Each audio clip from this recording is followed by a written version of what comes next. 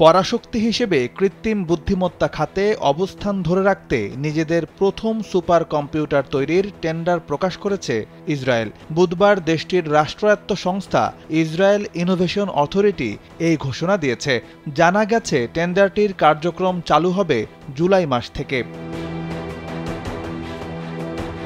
সংস্থাটির সিইও ড্রোর বিন এক এআই সম্মেলনে বলেছেন, প্রযুক্তি খাতে এতদিন এআই ইসরায়েলের বন্ধু হিসেবে কাজ করেছে, তবে এটির দ্রুত বিকাশের কারণে যে কোনো দিন এআই শত্রুতে পরিণত হতে পারে।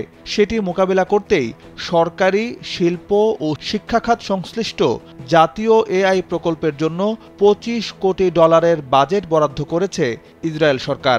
1 মিনিটে নগদ ইসলামিক অ্যাকাউন্ট খুলতে ডায়াল করুন *167#। যার মধ্যে 60% খরচ হবে 2024 সালের মধ্যেই, আর প্রকল্পটি শেষ হবে 2027 সালে। পরে এটির তহবিল আরও বাড়ার সম্ভাবনা রয়েছে। এই প্রযুক্তি বিশেষজ্ঞ বলেন, ইসরায়েলের 9000 স্টার্টআপের মধ্যে 2200টির বেশি কোম্পানিতে এআই ব্যবহৃত হচ্ছে, আর সবচেয়ে বেশি জেনারেটিভ এআই কোম্পানি থাকা দেশের বৈশ্বিক তালিকায় ইসরায়েলের অবস্থান তৃতীয়, যেখানে এই প্রযুক্তি ভিত্তিক কোম্পানির সংস্থা বিশ্বে মাত্র 73টি। তবে ভবিষ্যতে এই এআই এর সঙ্গে পাল্লা দিয়ে বিশ্ব মঞ্চে ইসরায়েলের নেতৃত্ব, র্যাঙ্কিং ও অবস্থান ধরে রাখতে একটি সুপার কম্পিউটার থাকা খুবই জরুরি বলে মন্তব্য করেছেন ড্রোর বিন।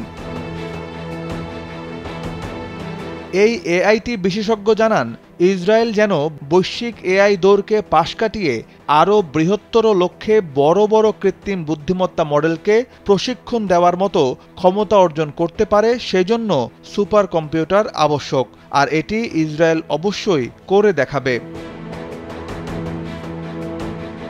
বিশ্বে আইটি সেক্টরে শীর্ষ অল্প কয়েকটি দেশের মধ্যে ইসরায়েল অন্যতম।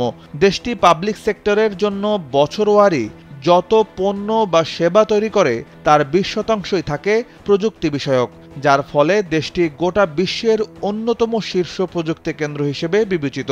বিশেষ করে হ্যাকিং ও নজরদারি বিষয়ক প্রযুক্তির ক্ষেত্রে বিশ্বের সুপার পাওয়ার দেশগুলো থেকেও এগিয়ে ইসরায়েল। ভবিষ্যতে দেশটি সুপার কম্পিউটার তৈরি করতে পারলে আইটি সেক্টরে ইসরায়েল একরকম অপ্রতিরোধ্য হয়ে উঠবে বলা চলে। সাইফ বিন আইয়ুব, কালবেলা ডেস্ক।